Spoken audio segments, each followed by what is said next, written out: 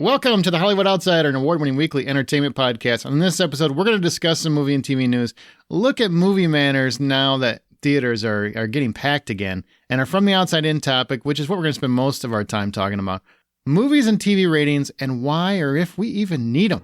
Let's get on with the show. My name is Aaron Peterson. Joining me today are my fellow host, Amanda Sink. Hello, hello. Troy Heinritz. You couldn't hear it in the outtakes, but I almost got promoted this week, guys. Wait, what? You almost got me removed completely, is what happened. That's oh, I see how it is. He forgot, because I've been so absent from episodes, he forgot that I was part of the crew. Yeah. I mean, that feels like a fair assumption, right? I mean, see, here I was feeling inclusive of Amanda still being here and just excited to be promoted. But I knew the reality. Like, nope, he just straight up shit forgot me. Yeah. Oh, by the way, speaking of forgetting people, John Davenport won't be here this week. He's going. He's doing stuff. I don't know what he's doing, but he's not here. He's having his own day today. Hopefully, he's having his own day. Probably learning how to talk to ladies a little bit better. Too soon? Sounds like that may be a right. Suitable training experience for him. I don't know what the hell you're talking about. I don't know either. I haven't talked in so long. I know. Do you know what a podcast is? You've been listening to them? Because you sure haven't been volunteering for them. Mm-mm. No, right. what's a podcast? Also, you guys are in for a real treat because Aaron and Amanda are in the same room together while they do this. So there might be some actual violence this week. We are. She Hopefully. had some technical difficulties, so there might be a slap at some point. Yeah, me across his face. Keep my wife's name out of your mother mouth. Hey, speaking of the Oscars, the Oscars are actually staying in spring. It's a nice segue. March 12th, 2023 is the next event, and I'm praying that Chris Rock hosts or something. That would be hilarious. That would be awesome. We're going to promote you for what you put up with. Good news. So if you liked Oscars in March, which I still think is kind of weird, it's very, very far from, the end of the year, but whatever.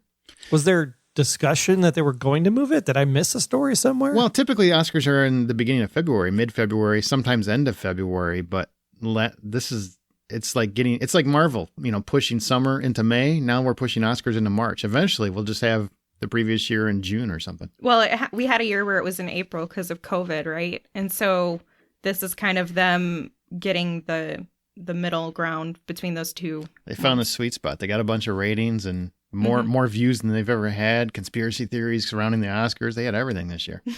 Well, I think they realized that the Oscar ratings are down so much they didn't want to put it in February for sweeps, so that's why they kept it in March. Could be. Do they still even do sweeps? Is that still really a thing? I have no idea. That's a different ratings topic for a different podcast. That is. Yeah. Oh, we're going to talk about ratings, and we're not talking about like Rotten Tomato ratings. We're talking about actual ratings. Parental the guidance MPAA. ratings. Yes, exactly. That's what we're going to talk. Just so I should say that now, so people don't get really super excited that we're going to talk about Rotten Tomatoes or get annoyed that we're going to talk about Rotten Tomatoes. That's not what we're talking No, about. they were all excited for 0.6 share of household conversations. Yes, they were. We were actually going to talk about Nielsen ratings. Nielsen ratings. From 1962 and why we still use them. Yep. Why do you still receive those, and why do you only get paid $3 for it? That was, when I was a kid, that was fantastic. It was exciting. I remember being a kid. I got like $2 and I'm like, we're rich, Mom. And at that point, it really meant we were rich. Also, why were the children the ones allowed to fill out these questionnaires for the whole household? Because the parents didn't want to do it. That's simple as that. The kids were the only ones that understood how the box worked. It's probably some truth. We've got like specific topics we want to touch on before we get to ratings, but I do want to kind of mention some entertainment news has been really, really light as of late, but a couple things just popped out. John Watts, who directed Spider-Man No Way Home and that whole trilogy, he's working on a Star Wars series that is there's three things I want to mention that is supposed to reflect an 80s coming of age adventure. That's one. So Stranger Things. You know what? Yeah, that's good. Yeah, good point. But with lightsabers. But with lightsabers. Yeah. Yeah, okay. I mean, she kind of does. She is like a Jedi, right? Mm-hmm. All she's missing is a lightsaber. Mm-hmm. This sounds like a ripoff more and more now I think about it. But maybe they're going to replace what's her name to play Ahsoka, and they'll get Millie Bobby Brown for it. That would be awesome. Yeah, there you go. And I got to ask you, Troy, you're the big Star Wars nerd of the three of us. Is that something you would like to see, like an Amblin-esque throwback to 80s? Like a post movie Return of the about Jedi? people geeking. people geeking out about Star Wars, or it's like is it in the Star Wars universe? Like I'm confused on the idea of the topic property. The idea is that it's he's supposed to making. be, it's a Star Wars property post Return of the Jedi, and it's going to reflect an 80s coming of age style adventure. I would think probably Goonies, E.T., stuff like that. I mean, you know, So it's the Amblin. kids from the casino that realized they had force powers with that little broom trick, and now he like gets his little band of merry men, and that's what they're going to spin off. Is that group of kids? Sure. That was very specific. He's always very I'm just trying to figure out how this works. Mhm. Like Well, are you excited by any of that? Answer the question. seeing Goonies in the Star Wars universe. No, Okay. I'm interested in seeing Ahsoka, Obi-Wan Kenobi, the other one with the guy from what was that? Rogue One. He's got a TV show coming. Like those are interesting. I want to see new stuff. Even though they'll probably say Luke Skywalker at some point in every one of those, especially the Obi-Wan for sure. Well, I think they're going to have Luke Skywalker and everything. Even when he's supposed to be dead, he'll just show up randomly. I'm so sick of Luke Skywalker. Whatever they do, no Luke Skywalker, no Skywalkers, no Anakin, nothing. I don't want any of it. The other piece of news, something I am excited about, I really like this. The League of Extraordinary Gentlemen, that Sean Connery movie, is getting a movie reboot on Hulu. And if you saw the original, there's no way they can make it worse. So there's a good chance this could be great. That does sound like a good time. It's awesome. They take literary characters. It's like a literary character adventure that's akin to Avengers. That's something I think people should get excited about. I think a lot of people will get excited about that. They better. We have some smarter generations coming in who like to read. Do you think so? I think so. You just have to put it on the What do internet. they read? Wikipedia? 140 characters? I don't consider that reading. No, they read Wikipedia pages. They listen to audiobooks these days. That's more popular It's than time reading. efficient. That's not reading though. It kind of is. It's comprehension still. It's like you want to be as cool as podcasts, but not as informed. But say whatever the hell you want, kind of like Joe Rogan. Bazinga! Give us Joe Rogan's ratings. If I can say anything I want and get his ratings, totally fine. He's TVMA, by the way, just so everybody understands which ratings we're talking There you about. go. The only other thing I want to mention, this one got me excited because I was a huge fan of the Lee Majors as a kid. The Fall Guy is getting a feature adaptation with Ryan Gosling, who was a stuntman as well in Drive. And if you don't know what Fall Guy is, it's about the unknown stuntman. It follows a stuntman who gets in all kinds of hijinks, and Lee Majors was the star, and now it's going to be Ryan Gosling. So I'm excited. Yeah, Fall Guy was a great show. Yes, That was a fun thank you. show. Great theme song, too. Yes. Amanda's like, As cool as Airwolf. what was but this? still No, fun. I'm trying so hard. I'm not used to being on a podcast where I usually mute myself. You're not used to a podcast. I meant that like I'm not used to not being able to mute myself, so I'm trying to stay as quiet and still as possible so Aaron doesn't punch me in the throat. And I it's really intimidating. don't like having people in the room with me. I know people like that, that's always fun. I like to just be alone and then see people on the camera and then kind of, look away. He doesn't even look at us on I the try camera. not to. I don't like to eye contact. It breaks you. All right. So now the real movie and TV discussion. I want to mention that May 22nd is the 5-year anniversary of the Dark Universe. The what? The what? The what? The what? The almost anniversary of the Dark Universe.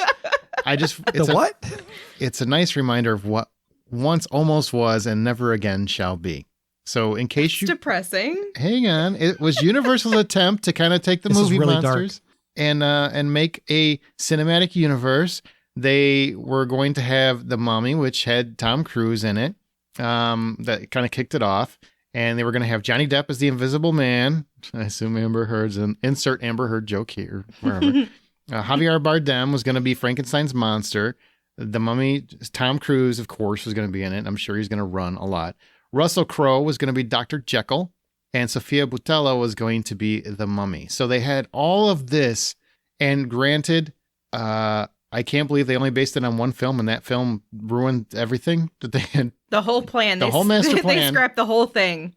But on the same token, it was a great idea. I wish they would try it again. And when they did The Invisible Man, the very low budget version, I was kind of hoping they'd come back to it because that was a great movie. Didn't cost much. They made a fortune. Would have been great to start kickstarting that. What they need to do is have an angle. I think the cool thing about The Invisible Man with Elizabeth Moss was the technology that was used, in the suit that made him be invisible. So if they had like other technology type things that would make the Mummy what it is and Frankenstein's monster the way it is, and I think that'd be a really cool spin. That would be interesting. It doesn't have to have a universe. You could just make the properties individually. Well, they're already doing that. I want a universe. I want a movie where the Mummy is attacking people and suddenly the Invisible Man shows up to help save the people or something, or kill the people. And then Frankenstein's monster is just like, erg. Is the Invisible Man really there? Well, yeah, it's John Cena. That was funny. That took me a second, but that was funny. That took me a second too. And with that, we'll move on. But it didn't happen because the Mummy bombed. And obviously, what would have happened if they would have got midway through it with Johnny Depp's whole situation? I mean, would they have just scrapped it anyway? That's a good question. He had a good couple years where he was untouchable. Still is, right? Well, no, Amber's the one touching him now. It actually would have been the best movie because it would have made so much money because Amber did all the marketing for them because Johnny Depp's been invisible in their relationship. Jesus. And scene. Moving on. Americans watched over 4 trillion minutes of TV over the 21 to 22 TV season between the top networks and streamers, which that runs at like an 8-month period is what we're talking about. 4 trillion minutes. We need to go outside. But I think what might surprise everyone is what ranks the highest. Amanda, tell people. I don't think this is a surprise at all. I was shocked. We'll go through the list backwards. Number 9 being Apple TV Plus, 21.7 billion. I don't think it's a surprise to anyone that that's near the bottom of the list. Number 8, Hulu, 128.1 billion. Number 7 is Prime Video with 173.7 billion. Number 6 is Disney Plus, 245.4 billion. Number 5 is Fox, 323.1 billion. Why are you so shocked? I don't know why that. Who watches Fox? Who's watching? It's the Resident. What else is on there? Notice the CW ain't on this. Football. I know. Lots of football. Yep. Oh, that's true. That's true. Number 4 is ABC. So Grey's Anatomy, 471.9 billion. You think it's all Grey's Anatomy? It's Shondaland. That's what it is. NBC is number 3 with 596.7 billion. Only because of the Olympics. You think the Olympics pulled that much in? It pulled in enough to get ahead of ABC, I would assume, because there's nothing else on NBC. Sure, it wasn't the end game. That's true. They took a lot of good shows off there, too. Number 2 is CBS with 752.8 billion. And number 1, again, not surprising to me at all, is Netflix with 1.334 trillion minutes viewed.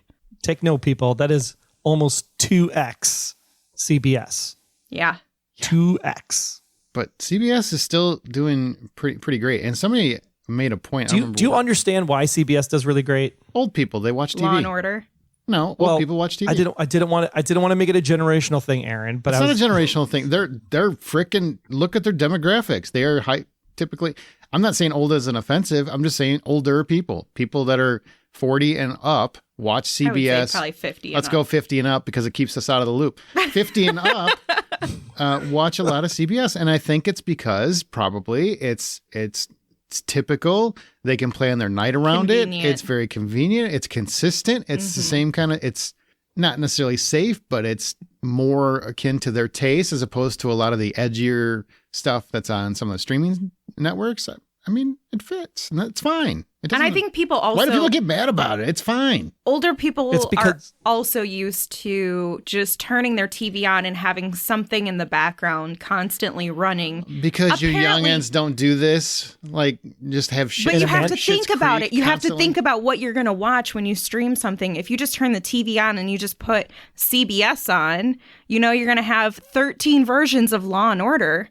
So you're guaranteed to have something to watch, and they're not fazed by ads the way younger generations are. I am not attacking the older people. I'm not attacking them either. I'm just explaining. I need them to keep putting into Social Security so I get it soon.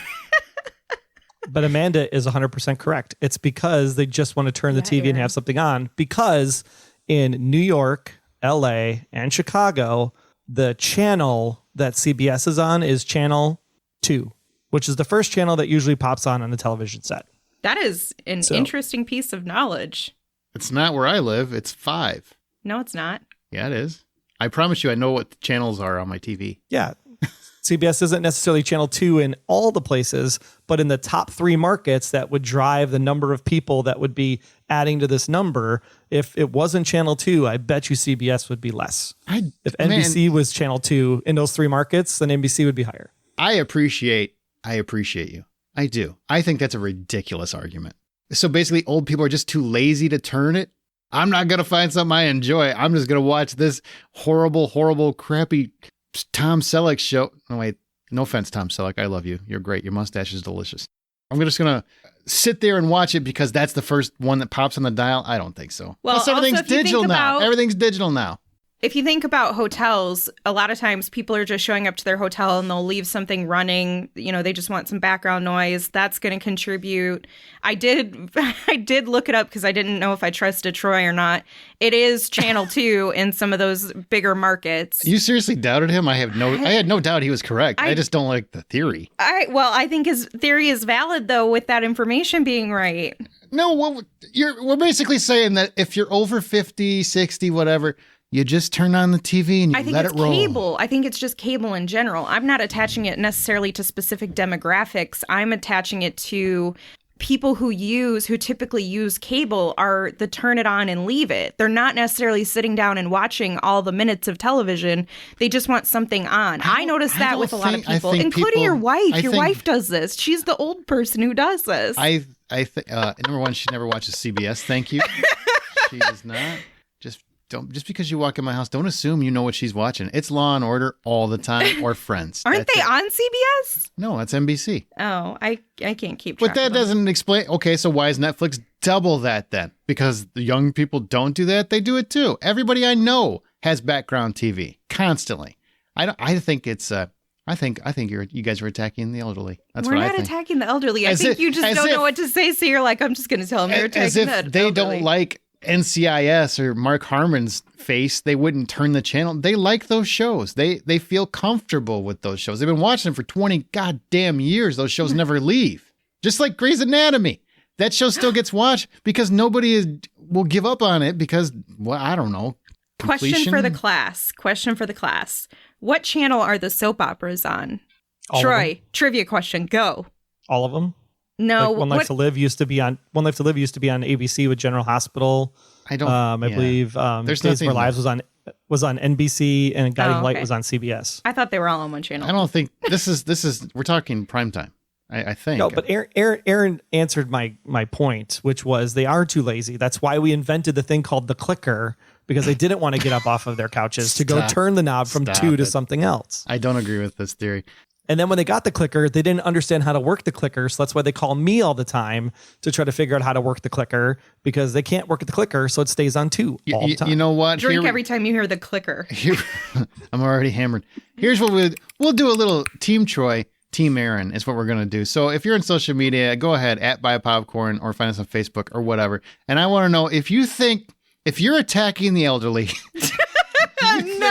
You think they're honestly just incapable of scrolling past channel 2, because that's the way I hear it. Then it's Team Troy. If you believe and support that they make their own choices in life and they just want to watch these shows, Team Aaron. If you don't know what the hell is going on and you're just here because you're Team Amanda. It's fine. If you were attacking the elderly, you would share with them the 50% ownership CBS has in the CW and leave it on that channel. Oh, man. And you know what's going to happen is with Paramount Plus, they're going to become a juggernaut. They really are. Yeah. So what I want to talk about, here we go, man. And we'll speak to you because apparently this is for the young people. What I want to know is Netflix. Does that number seem 1.33 is like double what CBS is? Trillion. Also trillion. We went from billion to trillion. That would be double. It's still I know. double. I just feel like double. You have to think about that. That's crazy. Sure. Okay. 1.334 trillion minutes viewed. Why do you think Netflix is so popular with apparently everybody but the old people that can't leave their couch? True crime. True crime. Seriously, think about the number one podcast topic, and it's true crime. Okay. Think about what the number one, typically watched thing on Netflix is. It tends to be true crime. And Netflix is riddled with all of these stories, documentaries, TV shows, movies, all of that. I mean, I think there's a lot to it. Netflix is like the OG, You don't have to worry about a plan that has ads or doesn't have ads. Like nobody has ads, and that's kind of the great thing. It's true. It's nice, and it's fair. I would still argue it's fairly affordable for the amount of content you're getting in a year. I know a lot of people... And they are coming out with an ad tier, so that they'll even get more people that don't. Yeah. But I think it's convenient. It has a lot of the content people are looking for. They have a lot of the TV shows, like Grey's Anatomy ends up rolling into Netflix. You have all these different shows that you can watch on there. They've created some really great original content, but ultimately, I think it's just, I don't know. I think it's just the easiest one, and has the best brand recognition and name recognition. Best app. I would say it's the best app. Oh, definitely the best app for sure. App. Yeah. Troy, what are your thoughts? I mean, you're kind of quiet on this one. Are you still trying to figure out how to recover from your attack on the elderly of America? No, Netflix is there because it was. Why do you hate grandmas? Is what I want to know. I don't hate grandmas. I just can't stand CBS content. I think it's just poor. I got you, and I don't disagree with that. It's TV dribble fodder that makes. I do not like content that doesn't make you think. If I'm not. You watch Grey's Anatomy. She's got you. I watch Grey's Anatomy because I'm a completionist, and that's my own masochist state. So you leave me alone. But you started it. Go back to Netflix. Sorry, I brought you. I started it because it did have a promising intro in the first season, and I just had to be here for episode 400 when it came out. No, but I mean, the thing with Netflix is that it was first. Second, it had the TV shows that were on CBS, NBC, ABC that I didn't have access to because I don't have cable, especially as a college student or younger generation that wants to watch what they want to watch on their phones. So the fact that Netflix is accessible on any magic portal in the world, that it makes it easier to access that information, where CBS, NBC, and ABC and Fox are still doing the whole, oh, nope, we're going to black out this week's stuff and we're going to black out this week's stuff from this particular service. So they actually hurt themselves by trying to do these carriage fees and things that they have the cable companies hold or the satellite companies hold. So just Netflix being ubiquitous and everywhere, I think, is what gives it the hands down, clear, definitive lead. Now, to be fair, I did not see this story. I did not actually understand the populace that was surveyed. So I do not know if these are worldwide numbers or if these are US or North America numbers only.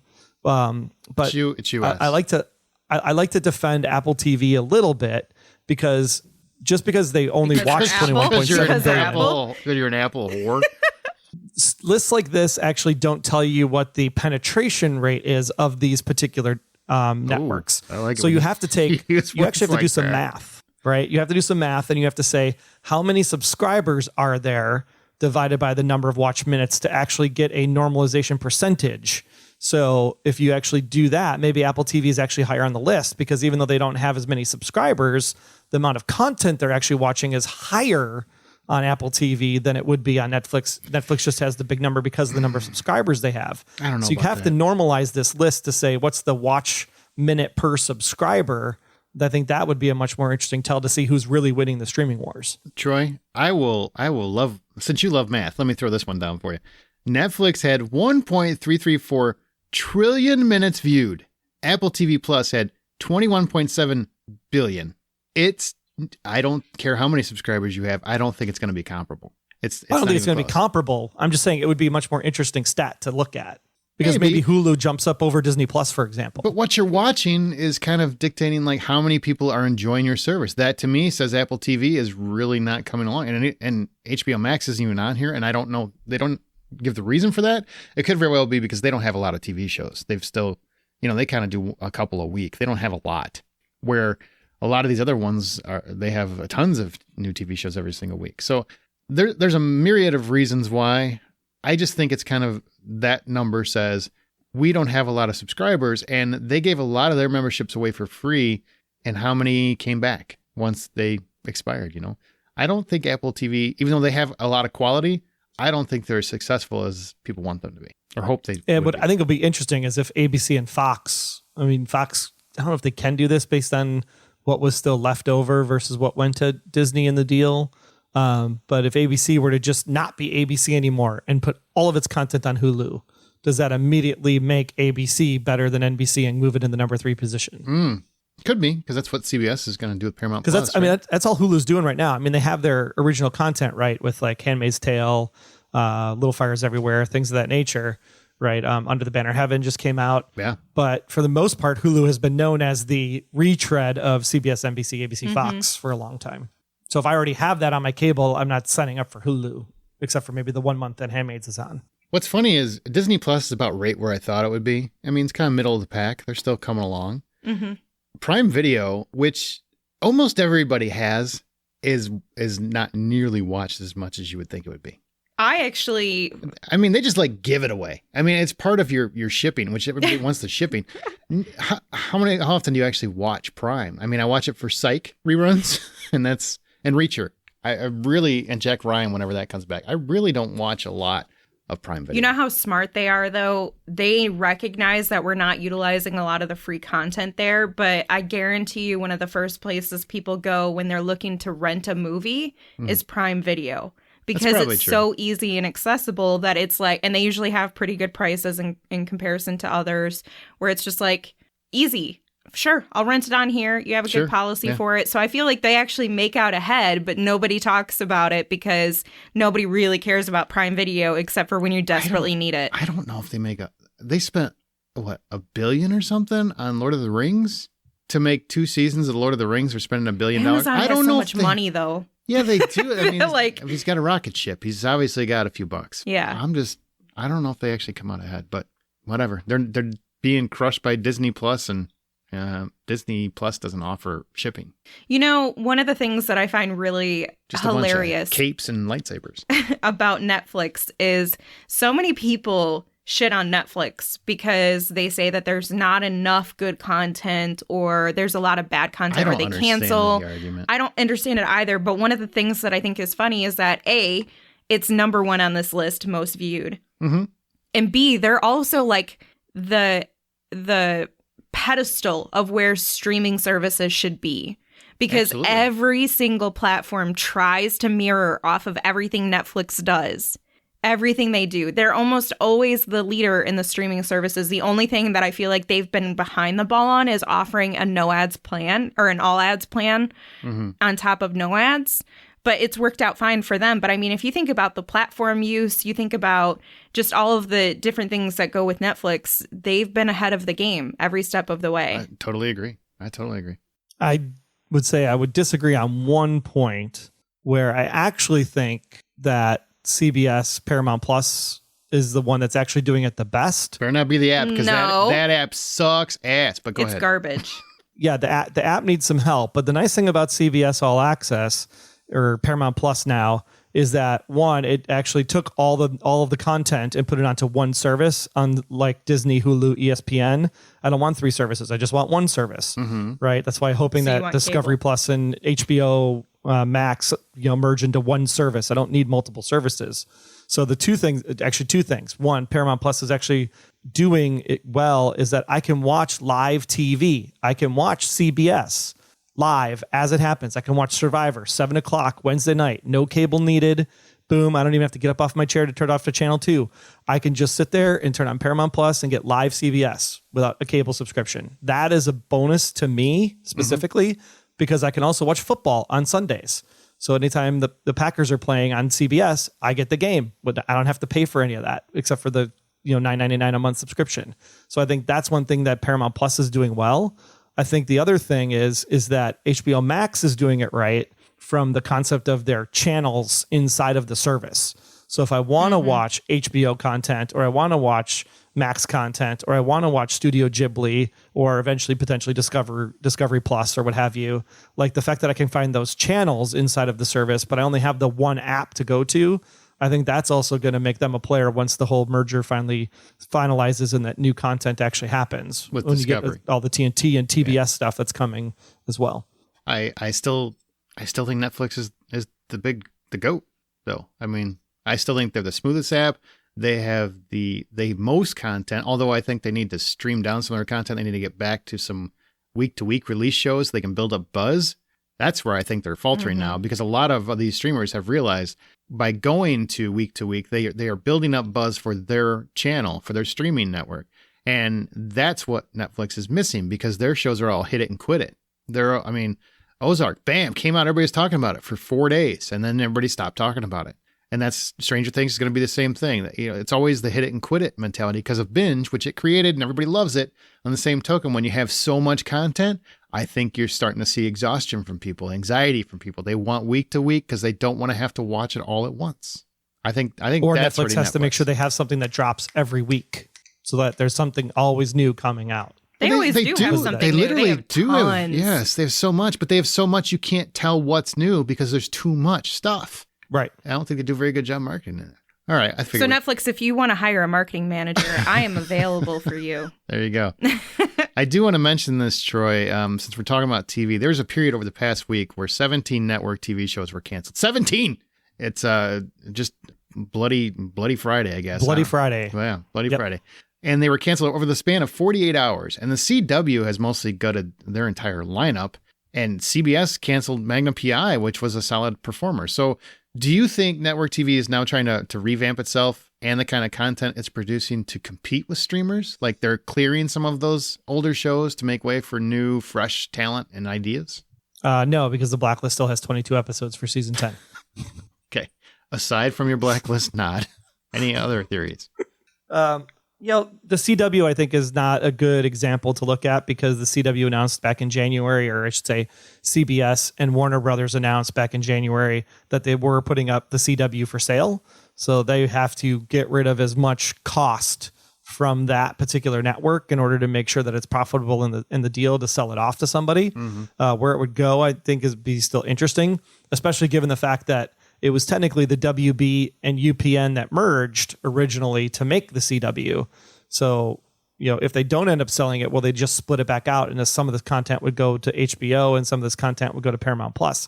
I think that would be the easier thing is somebody buys the other one out and then just owns that catalog versus selling it to a third party, because obviously it has not sold at this point. So I don't think it's a retooling that's happening. I think CBS, like I was talking about with Paramount Plus having the live TV option, I think there could be some synergies you could see CBS try to do to then say, oh, okay, well, our generational demographic, isn't the type of person that's going to be around for much longer. So we do have to start marketing different ways. Jesus. So they're the ones that have to really reinvent themselves, I think, at this point. So, Lord, if you're willing to get rid of a solid performer like Magnum, you're clearly making the way for either. A couple things happen here during Bloody Friday, right? And it's a reason why it all happens all at once, is that one, they're waiting to see what the existing shows like end of the run looks like. That's why this is done in May usually. It's like how is the finale build up going, and as the ratings picking up as people are sticking around for those shows. If they're not, they're going to say, oh, okay, well, we're going to cancel that because we have 3 or 4 pilots that we're actually interested in, and those pilots are going to do better, so we're going to slot the pilot and cancel the existing show. Where if the existing show is doing really well and they're not so sure on one of the pilots, they might decide to drop the pilot, push it to another season, and then take the existing show and renew it. So that's why a lot of these deals come down to this Friday right before the upfronts, which was this past Friday from the airing of this episode. Was that May 13th? So it was even worse this year. Bloody Friday on Friday the 13th. I thought it was perfect. It was very fitting. Yeah. Because I can't get my Friday the 13th movie. I'll take this. And there's a lot that goes into this, right? It's not just about... The upfronts are about selling advertising for the fall. So they have to know what is going to air, 2 weeks after Labor Day when the television season starts. That's really the thing that they're working for the upfronts. And if they don't think that their existing titles can sell advertising, they'll pick up something sexy and new, try it out for nine weeks, because they'll get the advertising buy. And at the end of 9 weeks, if it's not doing well, they cancel it in December. That's why when you hear we didn't get picked up for the back 13 or the back 9, depending on what kind of deal they have, that's what that's all about, is that they weren't able to sell advertising for the rest of the season. And so you get those early axes in the fall. It's always sad because a few favorites are always creeping in there. I mean, the Arrowverse is almost dead on the CW. It's also been on forever. It has. It's time to move on. I mean, all those cities have got to be just burned to the ground by now with all the villains, for crying out loud. We could start a whole new network and put the Dark Universe on there. There we go. Johnny Depp's cheap. We could bring him back as the Invisible Man. We don't even have to actually have him show up. We just say he's in it and say he's the Invisible Man. Boom. Yeah, he's in our show. And he's like, no, I'm not. Yeah, you are. Sure you are, man. All right, well, we're going to move on. Remember, you can always find more information at thehollywoodoutsiders.com. You can join our Facebook group, The Hollywood Outsider. It's private, so you got to look for it. And we're on Twitter at BuyPopcorn. But before we go further, I got to mention The Lost City. Now, you can watch The Lost City tonight on digital. Right now, as you're listening to this, you can watch it. It's a hilarious adventure starring Sandra Bullock and Channing Tatum. It will take you on a thrill ride through the jungle to survive the elements and find an ancient treasure before it's lost forever. Critics are calling it nonstop fun. We loved it. We talked about it. We got to see it at South by Southwest. Great, fun film. It's kind of a throwback that we haven't had in a while, which made it very enjoyable. And you can bring the adventure home on digital today and go inside the making of the movie with over 50 minutes of extras, including deleted scenes, bloopers, and much more. Bonus content is available at participating retailers. Rated PG-13 from Paramount Pictures. So be sure to check out The Lost City. Now we're going to move on to, we don't really have any reviews. We're going to talk about recent film or TV recommendations we haven't talked about in the past. I'm going to mention Firestarter. It's new. I just don't think you should waste your time on it. So I was going to say, this isn't really a recommendation, more like a warning. Yeah, kind of. I mean, I like Zac Efron. I feel glad that he took a shot at being a dad in a movie. That was great. But this is it's on Peacock, so you can actually watch it at home. You can stream it or go to a theater. Or just not at all. Yeah, or just not at all. But if you really want to watch it, I would recommend Peacock because save your money. Go see something cooler this summer. Go see Top Gun Maverick. So, if you don't know what Firestarter's about, it is Zac Efron as Andy, and his daughter Charlie has the ability to be a walking flamethrower. She can just burn anything with her mind. And of course, there's a wacky government known as the Shop that wants to take her and use her for nefarious purposes. So throughout that, they reactivate an old agent named Rainbird, who thankfully in this remake is actually played by a Native American, where he was not in the original. He's actually played by George C. Scott, which is kind of a slap to the character if you read the book. So I'm glad they've got that at least corrected here. The problem is the movie's just not good. It's very poorly written. The dialogue is sloppy. The effects are clunky. Digital fire never looks good. I don't care. Unless you have a Marvel budget, apparently. The digital fire and the effects are not great. The special effects are not very special. The performances are just serviceable, nothing exceptional. And, I mean, the only thing I would recommend is John Carpenter has a hand in the score, and I think the score is great. It's very effective and kind of has an 80s vibe. But when you make a remake of a movie that's 40 years old, and it's kind of beloved. And kind of beloved, and the entire movie, all I'm thinking is, wow, the original was way better. And I mean looked better. I don't just mean was a better movie. I mean looked better. To me, it's just disappointing in every way, shape, or form. Now, there is a scene where a cat gets burned, and I was okay with that. That's wrong. I know. That's what everybody listening is going to say. That's horrible. It's horrible. But it's a fictional cat. It's not a real cat. They didn't actually burn a real cat. And if you're listening to this, you should know by now that Aaron doesn't like cats. Not a fan. Now, if it was a dog, I'd be very angry. I would be writing somebody. I'd be, PETA, that was a fictional dog that got burned. Speaking of dog, I finally saw a dog with Channing Tatum. Charming movie. It was so cute. I will say Megan Levy was still better. Really? Yeah, it was still better.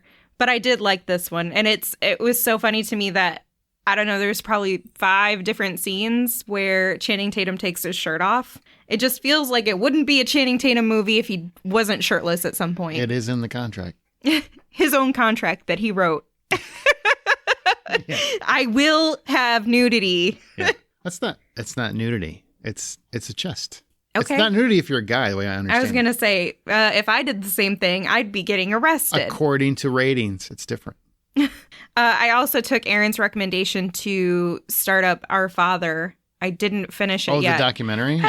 But it was cringe. Well, for people that don't know what it's about a fertility doctor who apparently doesn't want to spend money on other samples, and he's just using he has the samples, though. That's the thing. It was a sarcasm. I know. It was a sarcasm? Did you know? Because it was a joke, and you just totally ruined it. That means you didn't understand. You thought So anyway. So instead of using the supply he obviously has, but I was making a joke that he didn't have it, he uses his own supply. So there's like 94 siblings or something like that, 92, whatever the number is, in this one little town. And the number kept going up. He's like, there's no more than 10. There's no more than 10. It's on Netflix. There's no more than 15. There's no more than 15. It's freaking gross, man. Just gross. And I gotta say, the daughter who like spearheaded this whole thing, who was like, nah, I'm gonna take you down. You want to try to give me attitude? I'm gonna take your whole life down. I love her energy, her vibes, all of it. I think she probably regrets it because now think of how bad Christmas is going to be. Like, you can't afford that. Everybody's going to be bankrupt every year. She wanted 1 or 2 siblings, and I'm sitting here thinking, be careful what you wish for, honey. Guys, we don't have a tree big enough. We're going to have to go to the park and just decorate a pine. We're just going to live in the woods for Christmas. God. Troy, anything you want to recommend before we move to the topic? I did watch 2 things. First, I finished Severance season 1 on Apple TV Plus, and I have to say that it is a really interesting story on mental health, identity. The finale definitely gets me excited to watch a second season, but it is a little bit slower than I thought it was going to be. Adam Scott's in that, right? Yeah. That's been recommended a lot. It's definitely on my list, so I am going to check it out. It's a good thinker, but it definitely has what I like to call the American syndrome, where you watch for 48 minutes and you're just like, oh my gosh, why did I watch this episode? And then the last 2 minutes, you're like, holy shit, I got to watch the next one. That's how I felt. And then you start the next one and you're like, oh my God, why did I do this to myself again? And then, holy shit, I got to watch the next one. I just watched Outer Range, and that's kind of how I felt. I'm like, why is it so slow to get there? Oh, I need to see the next one. Why is it so slow to get? Oh, I got to see the next one. And you just keep going. Very similar. So, but I do want to highly recommend Amazon Prime, of all places. This hasn't been on since 2019 because of the pandemic, just because of the way that it's created, but it's back. It just dropped season 2 a week ago, and it's called Undone. And Undone is done in, I believe it's called rotoscope, where you take the physical acting and convert it into a little bit of an animated style, which is done really, really well for this particular property because of the way that it's addressing certain mental health issues and how in the first season, Alma has to try to figure out what happened to her dad and why her dad got murdered. And if she can actually go in time and correct the mistake, or if she's able to live with the decisions that have happened because of that. So as season 2 kicks off, you actually find out more people in her family have this condition, and they're actually it's a mother-daughter story for the second season. It's actually really, really fascinating, especially just for the art style. So I highly recommend you check out Undone over on Amazon Prime. Season 1 and season 2, both streaming completely. Excellent. Hey, and before we move on to our topic, if you are still listening, we're also going to give away 5 digital codes for The Lost City. So, bam, there's a chance you could watch that, next week on us. I'm just saying. You're welcome. Well, only if you win. Otherwise, but if you want to enter to win, only listeners are eligible for this contest because we're only going to mention it here. You email us, contests@thehollywoodoutsiders.com. It's contests@thehollywoodoutsiders.com. Put in the subject line, The Lost City, and your name, and we'll show up. And obviously, and that'll be your entry to win.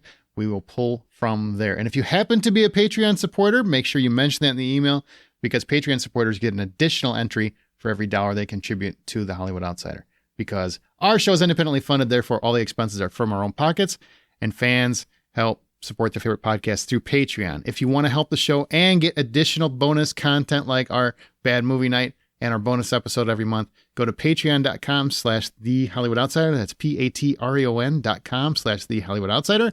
And again, you will get additional entries for The Lost City. Okay, now let's go to our From the Outside In topic.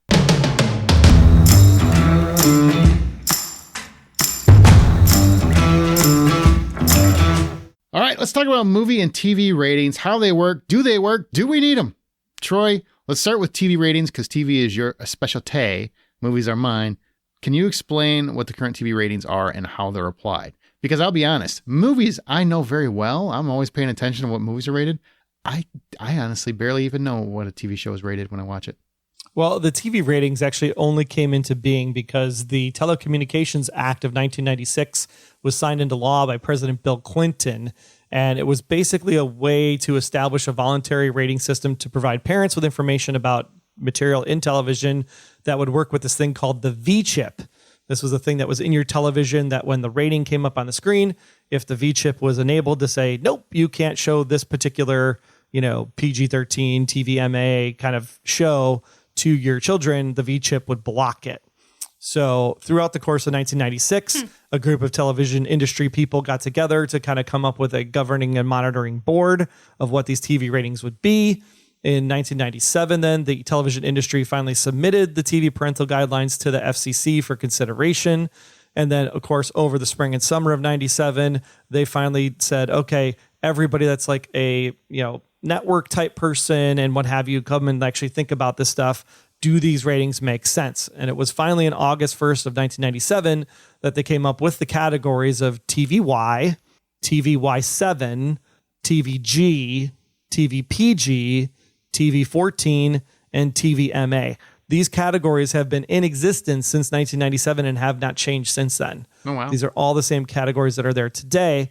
The only difference is that they've additionally added content descriptors, especially in the TVY7 area, for things like D for suggestive dialogue, L for language, S for sexual content, V for violence, and FV for fantasy violence. So you could see TVY7FV, and that would tell you that there's fantasy violence in that Y7 area. Y7 meaning that it's suitable for 7 and up? Is that? So the way that these work is that TVY is specifically designated for 2 to 6 year olds. Okay. Then TVY7 is where the 7 and up come into play.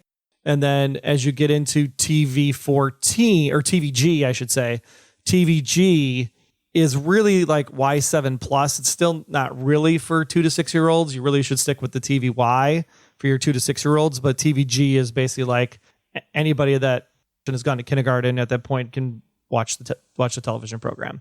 TVPG then gets you a little bit more graphic, right? So it's thinking like if TVG was your Saturday morning cartoons, TVPG might be more like your Disney Channel or Nickelodeon kind of content, where it's a little bit more risque. You might hear a little bit of kind of language, but there's no sex, there's no violence. It's just kind of like, you might want to have a conversation if your kids are watching Jessie or something.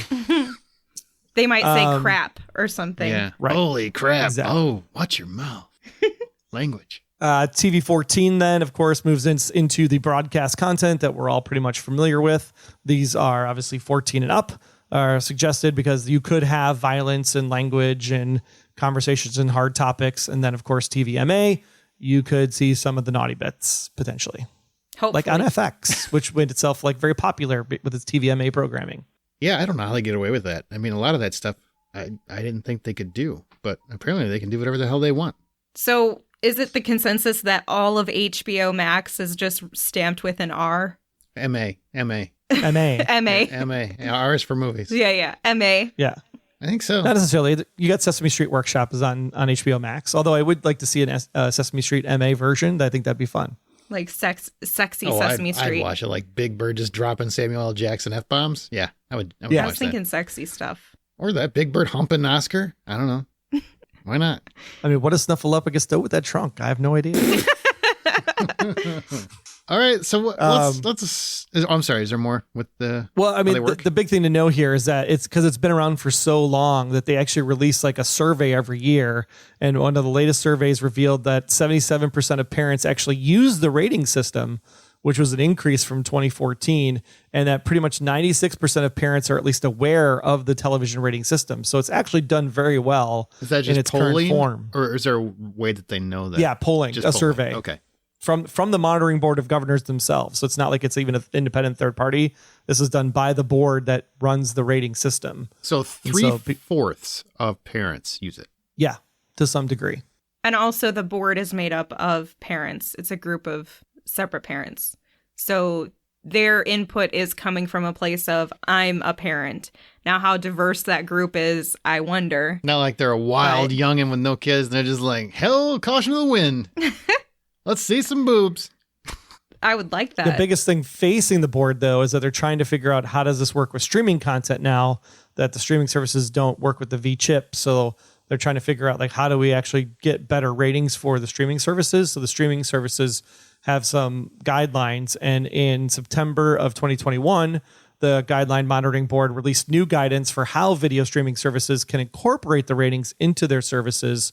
The ratings best practices guidance for streaming services reflects an effort by the board to ensure parents and families enjoy a consistent ratings experience across all traditional television networks, as well as the streaming platforms. So I guess let's discuss, because we have one parent of kids that are still in school. That's Troy.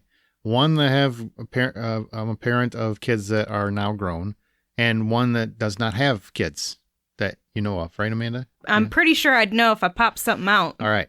So there's three perspectives, and in our Facebook group we asked about ratings, and I will say primarily parents responded. Like, parents were very much for it. So I get what Troy is saying. Like 77% use it. That makes sense. Mm-hmm. So basically there's roughly 23% of the population just doesn't care what their kids watch, or they trust them implicitly. Or they've just made their own determination. Yeah, go with your gut. The boys, suitable for Or an they'll 8-year-old. watch the trailer and be like, nah, this is not something I want my kid to watch. I think there are some more conservative Christians that I know of specifically that as parents, don't use the system because they don't agree with it. Okay. They think it doesn't necessarily reflect what their particular values. Yeah. Like Harry Potter was a no-go for some family members of mine, and it was rated PG-13, but it was like you can't watch it until you're an 18-year-old adult and out of this house, that sort of thing. So they wouldn't necessarily abide by these.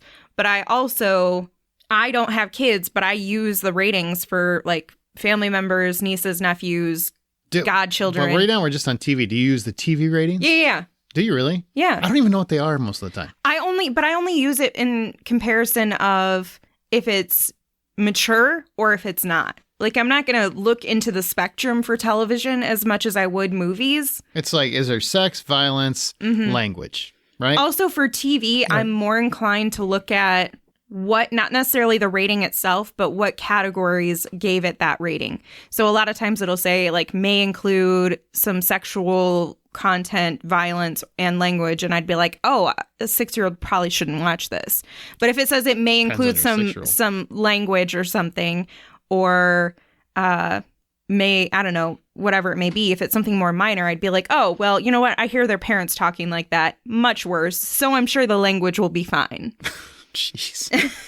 Well, Troy, as the parent of kids that are in school still, how often do you use ratings? Do you use them pretty well, or do you go by them, or do you gauge your own children's maturity, I guess?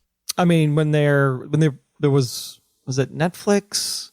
One of the apps actually had it set up so that you could actually restrict the rating content. So when I set up their own profiles so that they could watch stuff on their own phones and devices and whatnot, I definitely use the ratings to say like, no, like TV 14 for my kid was like not allowed until they turned 12. And when they turned 12, I was like, okay, you're in middle school. You have the internet access at school. You're going to know a lot of stuff. You could watch TV 14 stuff, not TVMA, but you can watch TV 14 at age 12. So there's probably some room for adjustment, I think, in the ratings and how they're broken down. Mm-hmm. But I definitely used them to make sure that they would not accidentally see content that was not appropriate for their age group at the time. Do you guys think they need something like that for YouTube? I know a lot of kids, they kids. do. You got to be 18 to watch this, and they don't. But you click the button. Yeah. You literally just click the button. All those kids know how to click the button. I like it. Do they need? I don't. Man, I am not as in tune with policing children as other people are. I'm a little bit more lenient on this. I don't necessarily think you need to guard every single thing a kid watches. Mm-hmm. I think the more important part is being a parent and explaining what it is. And, you know, I would go to great lengths to kind of keep explicit sexuality from my kids and realistic violence, because until I felt like they were mature enough, but it would be based on what I thought they were mature. And I don't care what the ratings said. I know enough about what's on movies and TV, and I think probably our listeners know too, because they're informed, you know. I would make sure I knew what was in there.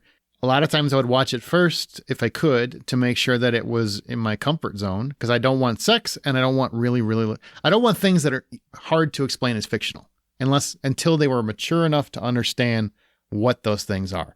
And that's where I think it gets really tricky, because a lot of people that I have seen just want to, unfortunately, a lot of parenting these days are put your kid in front of a TV that's babysitting. And I get that because they don't get much free time and it's really busy. And, you know, there's 2 parents working now. You don't really have a parent at home that can stay with the kids most of the time. A lot of differences, you know, I understand. On the same token, that's where I would kind of focus. I would focus more on not what the grading system is when it came to TV, which is funny because I was a little different with movies, but I just wouldn't focus with TV. I just really didn't focus on those ratings because I don't know why I always felt like prudes were rating these. I mean, they were just so extreme in some levels, some things that were MA, and I'm like, why is this? Why can only adults watch this? I don't understand. My kids can handle it, you know. And then there's some TV 14 stuff, and I'm just like, well, why isn't this MA or why isn't this younger? You know, I mean, it's kind of soft. So I really just gauge it on my own assumption of what my kids are mature, and I try to make sure they understand sexuality. That's fake. Try to explain it as best you can. Try to explain the violence as best you can. If there's nudity, that's really hard to explain as that's fake until your kids are mature enough to understand what sex really is. Okay, serious question. Isn't there an opportunity for you to just say, this is a body part? Like if there's nudity, like if a boobie pops out, you could just be like, how old they are. You'll have those one day, little Susie. I mean, yes, but I got... And these are your private, like, people don't touch them. You don't let people touch them until, you know, just don't let people touch them. People aren't touching those. Ever? Until they're older, and then you might be like, okay, now with consent, somebody can touch them. No, it's like nobody touches them because then I have to kill somebody, and that's not really fair to you because you might like that person, and that's the last time you see them. And then they're on and then Daddy goes to jail. Yeah, and then they're on because Daddy's watched enough true crime to know on Netflix. Exactly. Yeah. I got this plan. I think it just should be shifted. I think TV 14 should be like TV 12, and I think TV MA should be 16 because I definitely feel strongly that, you know, middle school is actually a hell of a lot worse now Absolutely. Than high school by far. And especially because of social media apps and what people do on there. Like, I think, honestly, 13 Reasons Why should put the scene back in to the end of the first season, the way it was originally shot. And I think it should be like required viewing for every high school student that comes in freshman year. No. Do they take it Yes, you don't remember. We talked about this. Yes. Yeah, that's right. That was a while ago. It was they edited it down because it made it, you know, whatever the word is. Contagion. Popular idea or whatever. Like, Contagion. It just, yeah. That's I mean, she's on AFSP, so if she says Contagion, I'm going to go with it's Contagion. It's the idea that by seeing or talking or, you know, all of that happening so much that it could incite or cause others who have thought about suicide to go through with it or make the attempt. Right. And so it can affect the populace group. Which is why it should be required viewing either in school, like with a teacher, or with a parent. Like, you can't watch it on your own, but it should be a thing that you should watch as a context, because then you can say, like, this is how you don't be a Bryce if you're a boy, or, hey, these are some of the things you should be watching out as a female when you go to high school or get into season 2 of 13 Reasons Why. Like, if you're, you know, homosexual or think you're coming out, like, these are some of the things you're going to face and challenge. Don't say that in Florida. I mean, it just, yeah, for sure. But I mean, there's reason why these shows are made. We only talk about relationships if they're straight relationships. We don't talk about relationships if they're gay. We're not political. That's not political. Isn't it? No. Okay. I don't think so. Yeah, but I think there's content that should be able to be seen. Just like it's like no different than banning books, right? Like to say that you can't see a program if you're watching it with a parent, you know, or a trusted adult. I think that's totally fine. I feel like for far too long we have underestimated, and it's not just recently. I just think it's more intense for kids these days because they do have more immediate access to violent and sexual and language videos of all times. Probably because man is right. Let's lock down YouTube. Go ahead, just take it over. But I also think people have completely and overly underestimated kids and reality.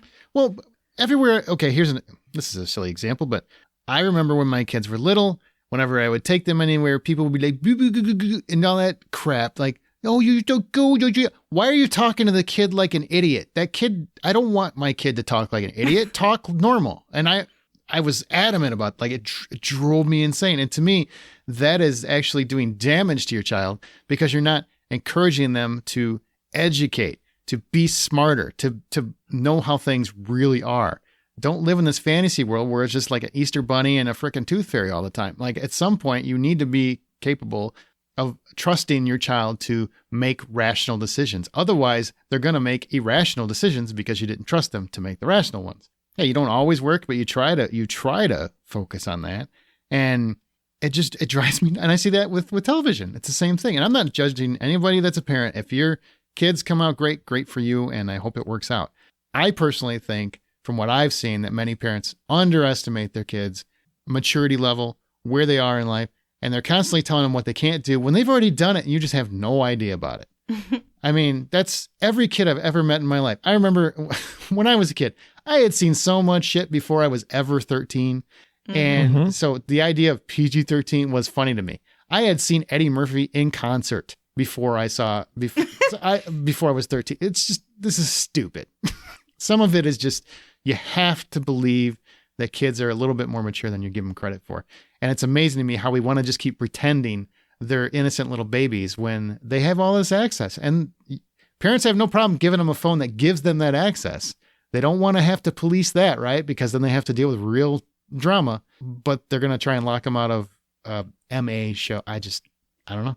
Troy, he's talking to you. You're the parent locking your child out of MA. No, I think Troy's very astute, and I think he has a good grasp on his kids. And every parent's different. Every kid is different.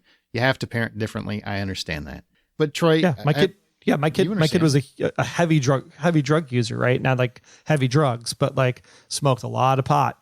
And I was just like, fine. You want to keep smoking pot? You want to keep doing this? Watch this show called Euphoria. Have a seat. And she watched it, and she does not do nearly as much drugs as she used to do before.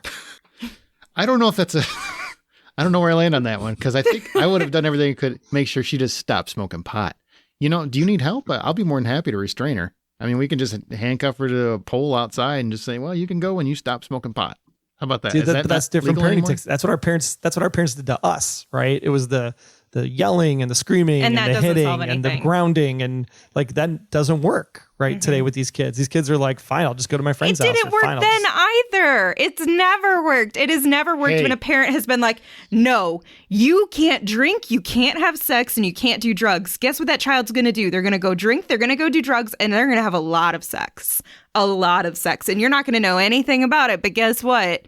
I knew in 6th grade, and I think I've said this story before in the podcast, in 6th grade, there was a girl who was pregnant already because she had already gone through her puberty to the point where she could get pregnant. She had sex and she got pregnant. She couldn't carry the baby to term. But at that point, when we're talking PG-13, girl already went through PG-13 in real life. And we all knew about it. I would say that would be rated R because I don't know if you know how this works, but she went through MA and R. She went through all of it. But I also feel like part of the value in this rating system, and I don't care where the rating system sits, but we all, because it's fairly consistent over decades, we all know where we as an individual or you as a parent or you as a child, where you fit along that spectrum. Troy already knows that he can say if something is rated 14, that his 12-year-old can watch it. If it's rated MA, his 12-year-old is not going to watch it. He has made his own. Because he knows his kid's maturity level. Right. Yeah. And I think that's where the value of the system comes into play is we can all nitpick where the system sits right now, how the ratings are, what factors they take into consideration. But because every parent is different, like Aaron said, every parent is different, every parenting style is different, every child is different, and you have to take an individualized approach to those things. A scale is not going to be consistent for everybody. So we just need to have it be almost as neutral as possible. And then you can align with it and say, this does work for me. This doesn't work for me. I know where I fit on this based on how I can, most of the Marvel movies are PG-13. If you're fine with your kids seeing those movies, then you could say, oh, okay, well, I don't have to worry about it. It's PG-13. I know where those movies typically stand. Versus, no, I don't let my kids see anything over PG because I don't want them to see action. I don't want to hear them. I don't want them to hear the word shit or hell or damn. Those things are not acceptable in my household. So I think there's value. It's just how are you going to apply it? And the parents who complain like, this rating isn't right for my kid. Well, the world doesn't revolve around your child, Susie. I don't know what to tell you. Well, I can't stand the parents that say that something shouldn't be in there. Just because you don't like it or it doesn't fit your values doesn't mean it shouldn't be in there. Don't let your kid watch art is it. art. What'd you say? I'm sorry. Yeah. I said art is art. I mean, you can't tell somebody what to do about their art, right? You're not calling up, Da Vinci and being like, dude, that's wrong. You got to change that right now. I don't think he has a phone. It doesn't happen that way. and honestly, it's interesting with the whole conservative side. And, I do have, I subscribe to certain faith and spirituality and all that fun stuff. But when you think about something like Common Sense Media, I really actually value the site's approach, even though I don't agree with the fact that it's, basically right-wing conservative in its, basically foundation and backing and all that other fun stuff. But what it does is it actually asks a question, because you can't just look at the rating scale, right? Oh, sure. It's just like performance reviews. You're a 1, 2, 3 or a 3, 4 or a 5. What does that mean? Right. So at least on Common Sense Media, when you actually get the overall rating for the program, it's actually say, well, here's what parents say about the program. And then here's what kids say about the program. So you actually get the 2 points of view. And then based on what you're gathering from that information, you can say, okay, well, yeah, I guess I really don't like bombs and guns and things of that nature. So based on the kids saying there was a lot of bombs and guns, I can take the kids' advice and say, I'm not going to let my kids see that, because at least it gives me what I need, which is actually what is in this particular form of media entertainment, that I can actually say, okay, I'm okay with this, but I'm not okay with that. And what's the name of that? Common Sense Media. Okay. You guys, let's go ahead and segue to movie ratings, because it's a bit more complicated, I think. It's got a complicated history because, as you said, TV ratings came out, 1997? Yes? 7 ratified at the end of 97, yeah. Okay. All right, well, movie ratings came out in 1968, technically, but the system and the ratings applied to individual motion pictures are the responsibility of the Motion Picture Association, it's the MPA. It used to be known as the MPAA, which was the Motion Picture Association of America. From 1945 to 2019, they changed that to just the Motion Picture Association, probably because they were as embarrassed of America as we are, I guess. But the MPA rating system is a voluntary system that is not enforced by law. I think that's an important note. It's actually just something that's agreed upon by studios and everyone else and theater owners. Films can be exhibited without a rating. They can. But most theaters refuse to do that. They refuse to release non-rated or NC-17 rated films because they're just not profitable. Most people will not go see them. I think there's a stigma still attached to them because NC-17 is basically X, essentially. Introduced in 1968, the MPA rating system is one of the systems that are used to help parents decide what films are appropriate for their kids, and it's administered by the Classification and Ratings Administration, known as CARA. It's kind of cool. It's almost like Karen, an independent division of the MPA. So what you should know are... Or it could have been like, we care a lot about you. Oh. That was so cheesy. Speaking of parents, there's your dad joke for the day. The rating descriptors are always located on the right of the actual rating in the rating box. So every time you want to know what the reasons are for a rating, just look at the rating box, look to the right, and you will see why. If it's PG-13, for example, it will explain why it was deemed that on the right with violence or language or whatever the case is. Now, here are the ratings, and I think everybody knows them, but I'm going to go through them and kind of explain how they come to those. So G is for general audiences. Everybody's admitted, whoever you are. Even those old people that are still watching CBS, if they dare to leave their channels, they can go to the theater and they can see anything they want. Nothing that would offend parents for viewing by children is the way that general audience is perceived. PG, parental guidance suggested. Some material may not be suitable for children. Parents are urged to give parental guidance. May contain some material parents might not like for their young kids. Now, nudity is restricted to PG and above. And anything that constitutes more than brief nudity will require at least a PG-13 rating. Nudity that is sexually oriented will generally require an R rating. I will honestly say I remember Airplane was PG and had nudity, but since PG-13 was kind of dropped, there's very, very few instances where PG actually had nudity. And if it does, it's typically a male's buttocks. For whatever reason, men are allowed to be more nude than women. That's right. That is true. Male nudity will actually get you a harsher rating, I believe, statistics have shown, than female nudity. That's why I've been so impressed. You know why? It's because females look wonderful without clothes on, and men are ugly as hell. They're just ugly. Like, this is going to traumatize you to see this man's dangly, small micro penis. Why is Troy doing the helicopter? Dude, it ain't about the front end. It's about all that hair on the back, man. Speak for yourself. I have no hair Wax. anywhere. Ew. Anyway, TMI. I'm almost albino, I think. All right, so PG-13, parents strongly caution. Some material may be inappropriate for children under 13. Parents are urged to be cautious. Some material may be inappropriate for teenagers or pre-teenagers. Here's a fun PG-13 information tip for you. Indiana Jones and the Temple of Doom, which is a fantastic movie, screw the haters, and Gremlins, they both spurred the PG-13 rating into existence because they were initially rated PG, and there were a lot of groups that were very mad that it was PG because it was so violent. It was deemed way too violent for that rating. So director Steven Spielberg, who actually had a hand in both of those movies, suggested a kind of a buffer rating that covered it, and the rest is history. We have PG-13. That's actually really cool. You didn't know that? I didn't know that. Steven Spielberg, best guy in the world, apparently. Although Saves the world. Gremlins was comedic violence, Temple of Doom is freaking scary as shit. I don't think it's scary as shit. I don't think either one was scary as shit. For a child, I mean, Gremlins, I can adult. see because Furbies were out and they're like demonic Furbies. So it's like going to Demonic. traumatize children who want to go home and snuggle their little Furby. they blended a gremlin. And that horrible story Phoebe Cates told, that was a terrifying story. True. Indiana Jones pulled a guy's heart out. So Not that bad.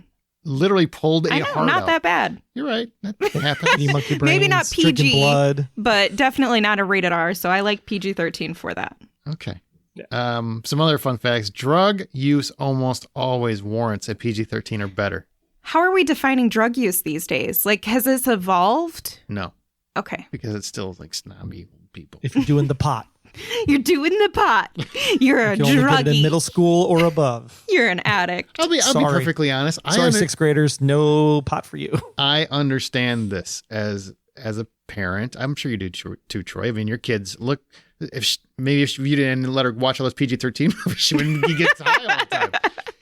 How because Netflix kind of, and I know we're mixing TV and then movie, but No, you are. I am. But my thought is, Troy and I have stayed pretty on topic. how have these evolved over time? Because Well, if you would let me finish, then I would be more than happy to tell you. okay, I was going to talk about cigarettes. Okay. Well, smoking is like it's gone a to the stigma. point, It's a stigma where now. it's a stigma, and it's like almost to the point where people see it the same way that they see marijuana and drugs. Cigarettes fall under drug use the way I understand it now. Oh, really? Okay, that was my question. Interesting. Because Interesting. parents don't want to encourage their kids to smoke. And it's uncool to do it anymore. It still looks cool in noir movies. I'm smoke- never gonna not. I don't care what anyone says. And I smoked for a long time and I quit and I haven't done it in a long time. Smoking still looks cool on film. On film, it just anywhere else is not good. Yeah, I did it. I know in it's bad a habit, period piece where it belongs. Yes, for but- Man, sure. no. It always, I'm sorry. It will always It look looks cool. If you get like some guy talking shit and he flicks a cigarette at somebody over there and it hits him in the face. Oh, I'm ready. I'm like, Or yeah! a badass woman like walking in heels, like she's gonna go murder someone and she's smoking a cigarette and the camera pans from her heels up to her hand where she's got the cigarette you lit. go. She inhales, she puts it down, her boot steps over it, and then she goes and just kicks someone in the throat with her heel. Exactly. Queen. Very, very cinematic. Very specific. And very example. cinematic. Other drugs are not quite as somebody's smoking a doobie. I don't think is very cinematic. It just puff puff pass. That's fine. Heroin obviously doesn't look very cinematic. Smoking still looks cinematic. That's why I still use it. But anyway, we're getting. That's pretty cinematic in Euphoria.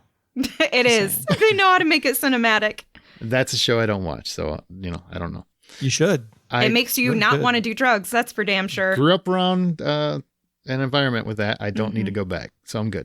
Somehow, most fantasy and superhero violence is deemed PG-13 and not R, because R, just so you know, is more reserved for realistic violence and gruesome or persistent violence. That's that realism I was talking about earlier. Persistent violence? I feel like every superhero has persistent violence.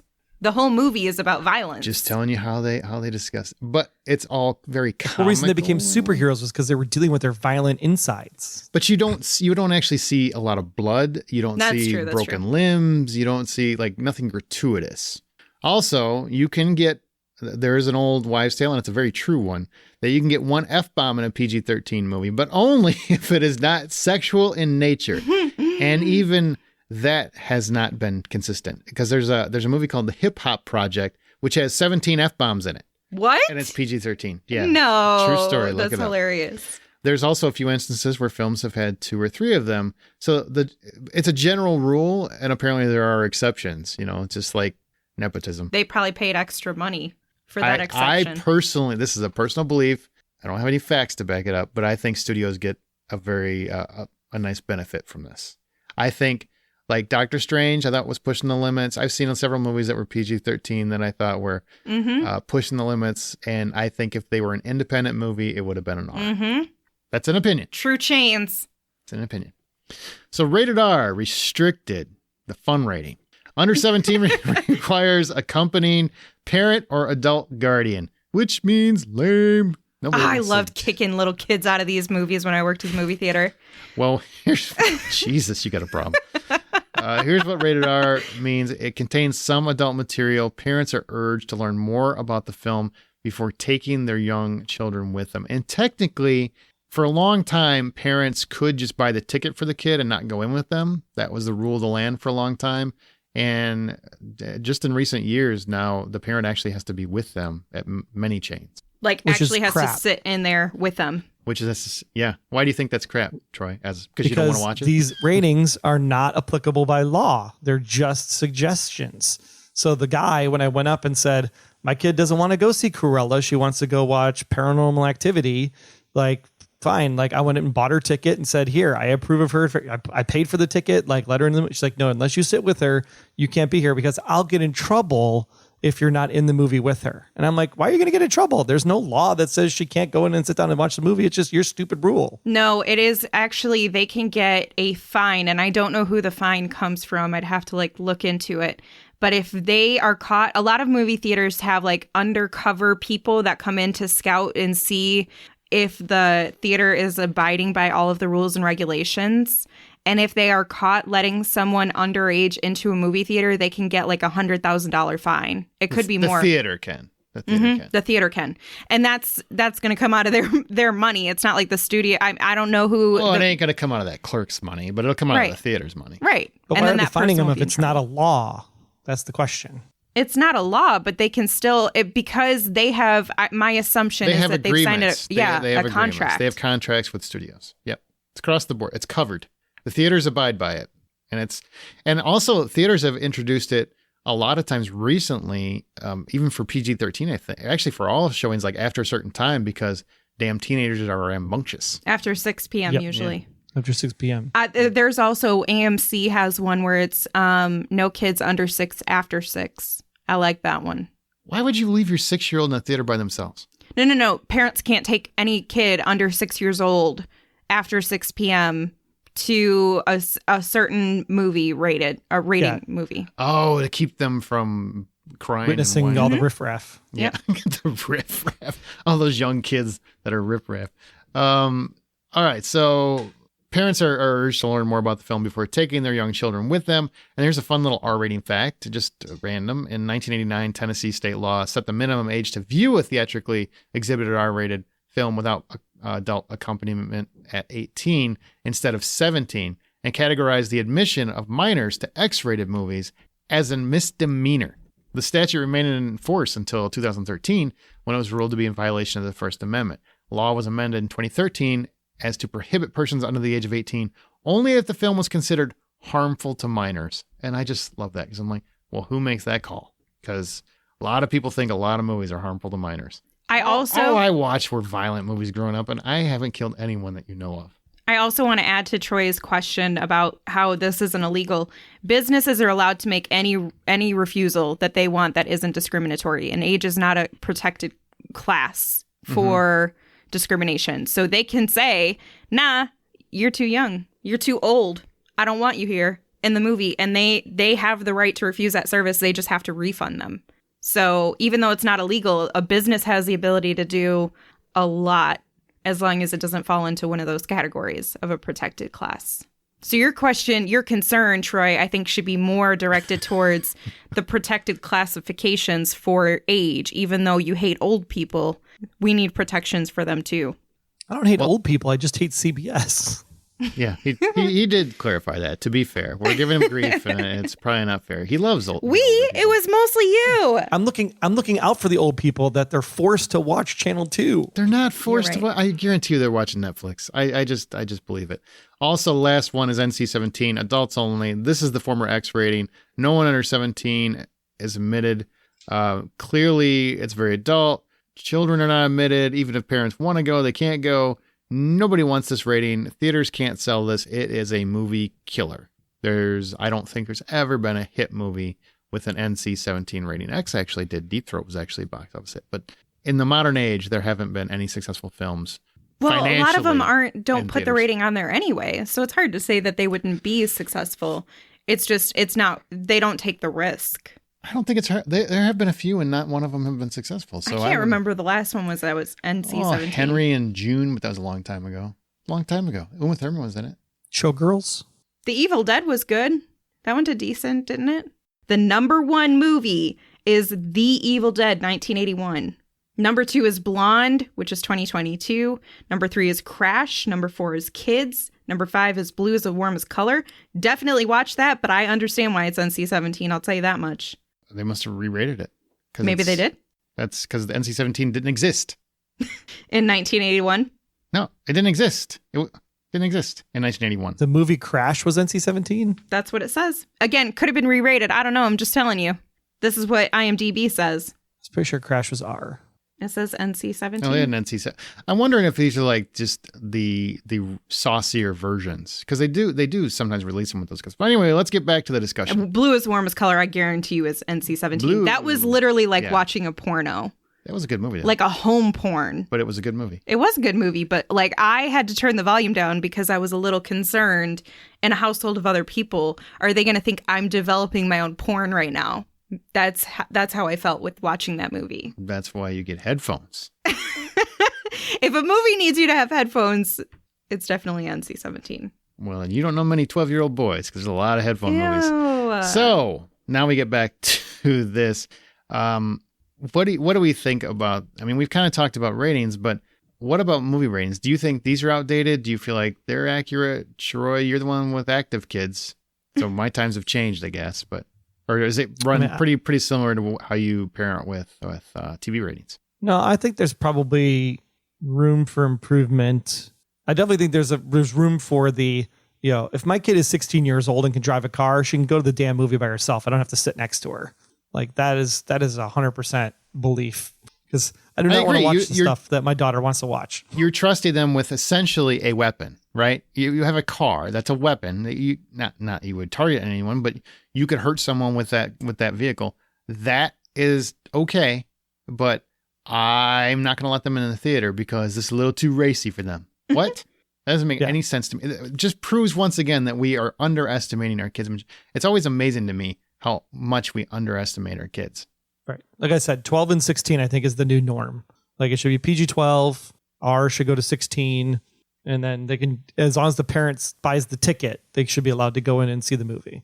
Do we feel like the ratings are fair across the board, or do we feel like it's very slanted? No, it's slanted. Elaborate. Well, I think you gave the perfect example with Doctor Strange being the most recent one. We all watched that and we're like, I'm kind of surprised we only got a PG-13 rating on this movie. Some people disagree with that. Some people think it was perfectly PG-13, and I'm like, I don't think so. I don't know. Some of that was intense. Because it was scary. No, it has heads popping, man. There's a lot. Literally squished a head. Yeah, there's a lot of violence in it. I was surprised. It's PG-13 FV, fantasy violence.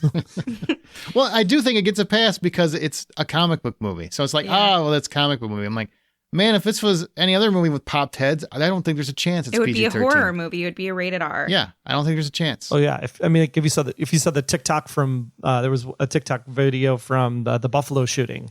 That's like, and that's the kind of content kids see all the time on TikTok and YouTube and all of that.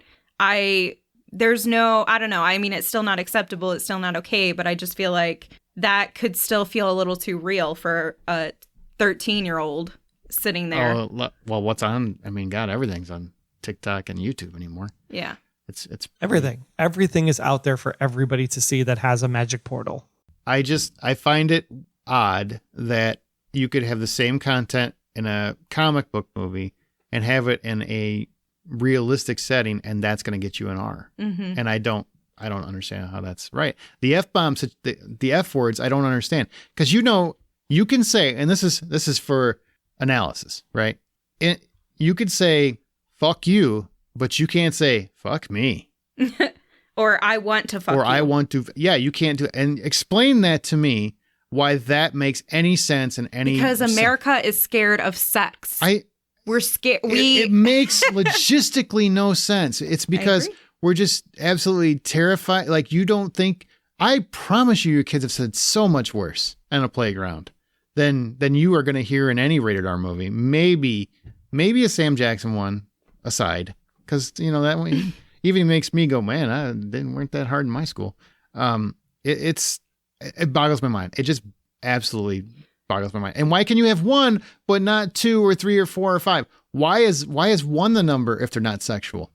If you heard it once, why is it offensive if you hear it 3 times? Once you heard it, like we literally just said it 3 times. Parameters. Wait. We literally just said it 3 times when we were talking. Was the first time not offensive, but the second time, oh shit, that went too far. I can't do that.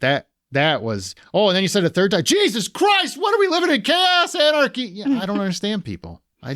Okay, so this reminds me of something that I just saw. I mean people by the board. The board makes no sense. It's not consistent. I'm gonna reference a TikTok, but honestly, I feel like it's so suitable for this conversation.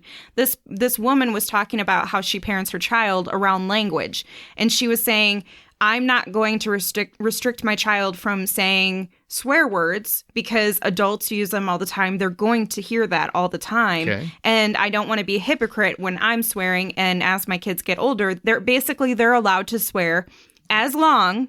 You're not teaching manners, just so you know, but that's okay. As long as they don't use it against someone to hurt them. And they don't use it in some other way, like a threatening way or something. She had basically these caveats.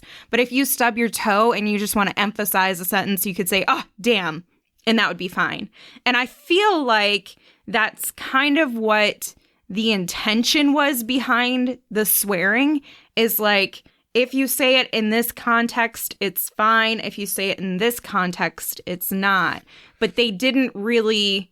It was very, I don't know, they didn't really think too clearly about how that would work. And that's where it gets very cumbersome and annoying. And also, just because I thought of it, I was trying to think of a movie that wasn't scary at all, that was maybe just a thriller. And the one that I thought of was Hush. It's not really scary. It doesn't really do anything. I mean, it's intimidating and it's a thriller, but there's nothing in it that I would say really falls into it being a hard rated R. Doctor Strange was significantly scarier, in my opinion, and more gruesome and brutal. But Hush got a rated R and Doctor Strange got a PG-13. Now think of this. The Ring got a PG-13, but Hush got an R. Right. Now, The Ring, I would say, is an infinitely more terrifying film than Hush. Yeah. I like Hush, but I would say The Ring. It's a good movie, but it's more calm. She's just in her house scared, running around. She's just like, oh, crap, there's somebody in my house, and I can't hear them. And The Ring was demonic and terrifying and just sadistic. Bodies going... my God. See, in your head, you can hear it. That's how grotesque it was. Okay. That was another one. I'm like, how did that get PG-13? Mm-hmm. There's not consistency at all. No, no. Amanda's right, though. I mean, that's the same rule I had in my house. Was like, you could say damn or shit or whatever. You can be an ass, but you can't call somebody else an asshole. So as long as you weren't directing a swear word at a person for a personal attack, you could swear all you wanted. Who cared? So you are okay with that line of art. Do you worry about social interactions by teaching them that? Do you worry that they'll be just swearing randomly? Everybody flipping does it. I do not swear in social situations unless I know the person. Right. Business, and that's I don't what you swear. teach them. Like when you meet somebody initially, you talk like a human being, and then when you're friends, you can talk how you want to talk with your friends. But kids understand the concept. They have teachers. They're not going to mouth off to their teacher. Well, that's if they're mouthing off to the teacher. They have a bigger problem to deal with. It's not the language that's the issue. It's the behavior that's the issue. I would also add, you guys are in an older generation. No offense. But as the younger generations come in... Don't let me in with that ass. See how I did that? as the younger generations are coming in, they're less, even in the workplace, they're less concerned about language. I remember being at a meeting with like multiple executives that I didn't know, like they run their organization, men and women, and they would just be like, I don't know what the hell, blah, blah, blah. Damn it. And I'm like, I never would have expected this in a business setting, but it's changing. So I think these rules, however they're defined, should also probably change with the generations and the way our society is changing, because these rules weren't really, they were established. Well, they will. There have been studies. I think Harvard or someone did a study on this where they saw that what was equating to PG-13 and R over the years had grown more substantially graphic in some ways, because as times have evolved, so had they in some degree. I don't have the study. I can't cite it right off the top of my head, but I know it. But it's really interesting because it has shown that they have allowed more graphic material in lesser ratings as the times have gone by. Now, I still think it has more to do with allowing a lot of studio films to capitalize on fantasy. They lose violence. Money. Yeah. They lose money if it's an R. Yeah, so they always want to go for PG-13. And I think that's more of a factor than evolution, but I also think evolution's a part of it, right? Because, I mean, the judges, they're going to get switched out at some point, so they're going to have younger people. They're going to have people that are more in line with the times as well. Right. I mean, I'm glad there's ratings. I think we should know what's in a movie. It's just roughly so subjective. It is, and especially when it gets like really nitpicky and it's something that, you just don't like that. You could, God, get an R rating. I bet you if it was nothing about some guy who gets tattooed the whole movie, they'd probably give it an R rating just because, that seems very too mature for my liking. Did you guys have anything from listener comments? What I found really interesting going through these comments is that the people who had kids were the only ones who paid attention. Even the ones who, if they weren't thinking about it for their child, it didn't matter to them. Tyler Saver had said, I think this just really applies to parents. I know that's the only time I pay attention to the rating of a movie is if I'm taking my kids with. That's interesting. So otherwise you just you don't know, you don't care. I want to see it. Who cares? I'm in that camp. Yeah. I wouldn't, if I was taking my little niece, I would probably definitely want to know what the ratings were and make sure it's safe for her. Yeah, and I think that's the general consensus in the comments here. Most people are like, I'm a parent. It matters to me. Everybody else is like, I'm not a parent. It doesn't matter to me.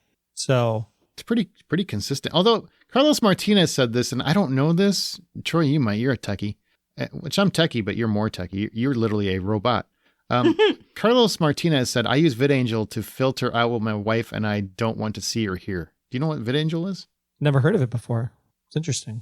That's very interesting. I think that's where you can take this tool from being, trying to pretend like it's objective and making it more subjective.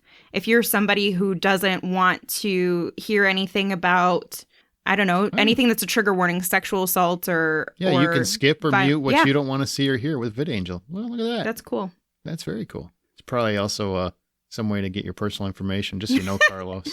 I also liked what Kyle Nolan had to say. He said, I never pay attention, don't have any kids, so usually I don't even know what the ratings of the films I am watching are. I will never understand the obsession people have with films being somehow quote-unquote better just because they got an R rating. If anything, I think PG-13 forces the filmmakers to get more creative, plus it opens the film up to a much larger potential audience.